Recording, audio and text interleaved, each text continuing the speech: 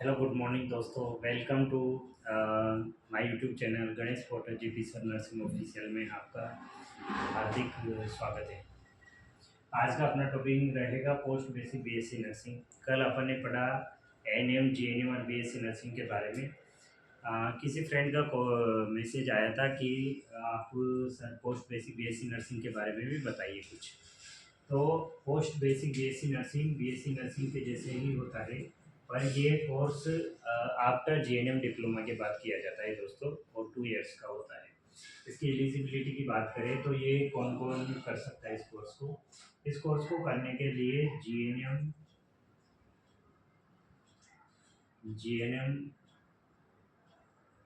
GNM candidate इसको कर सकते हैं दोस्तों। ठीक है, उसमें 10+12 10+2 एलिजिबिलिटी होनी चाहिए। ठीक है दोस्तों, अगर रोल की अपन बात करते हैं तो जीएनएम में एक अपनी स्किल को बढ़ाने के लिए, इम्प्रूव करने के लिए, अपनी नर्सिंग स्किल को इम्प्रूव करने के लिए जीएनएम कैंडिडेट इसको करते हैं। तो रोल की अगर अपन बात करते हैं तो रोल एक तरह से स्टाफ नर्स के रूप में रहता है और सीनियर पोस्ट अचीव कर सकता है। सीनियर पोस्ट या फिर प्रमोशन के लिए बेस्ट है। ठीक है दोस्तों, अगर अपन पर्पज़ की बात करें तो इसका उद्देश्य मेन ये होता है कि अगर जीएनएम वाले विदाउट पीसीबी हैं, मतलब जीएनएम पहले आर्ट्स वाले भी कर सकते थे दोस्तों। तो अगर जीएनएम किया हुआ कैंडिडेट अगर विदाउट पीसीबी का है तो बीएससी नर्सिंग का कोर्स कर सकता है। और ये कोर्स जो है वो 2 इयर्स का होता है दोस्तों। 2 इयर्स का कोर्स होता है, और इसमें मोस्टली जो मेजर सब्जेक्ट हैं जैसे कि एमएसए, ऑप्स, पीडियाट्रिक, साइकेट्रिक, ये एक मेजर रूप में देखने को मिलता है अलग अलग पार्ट में। और साथ ही इसमें रिसर्च एंड एडमिनिस्ट्रेशन के भी कुछ पार्ट्स आते हैं। रिसर्च एंड एडीएम के भी कुछ पार्ट्स सब्जेक्ट देखने को मिलता है। जीएनएम एक हिंदी इंग्लिश में होता है, पर जो बीएससी नर्सिंग या पोस्ट बेसिक है वो प्योर इंग्लिश में होता है।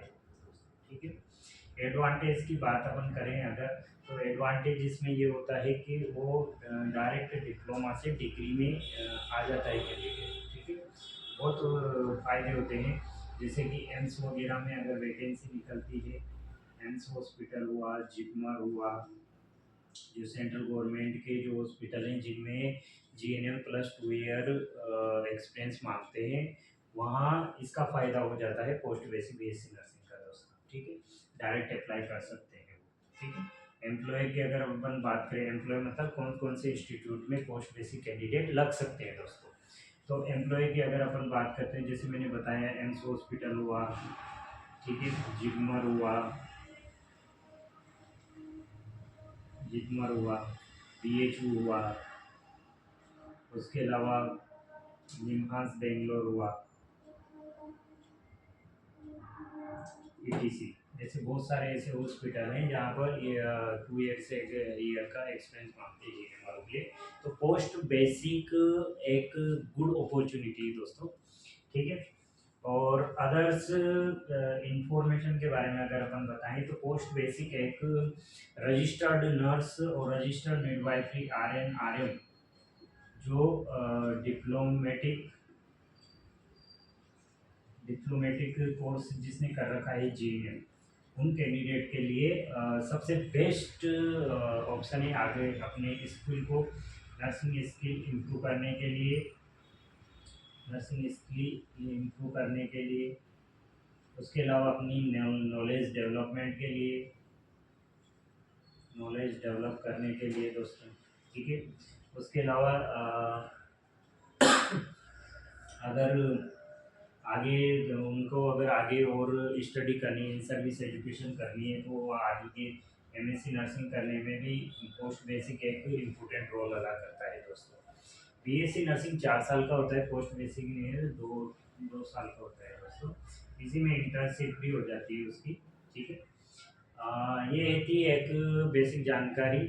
अगर आपको वीडियो अच्छा लगे तो लाइक करें, शेयर करें, सब्सक्राइब करें और कमेंट करें कि आगे किस टॉपिक पे मैं वीडियो बना सकता हूँ। इसी के लिए थैंक्स फॉर वॉचिंग।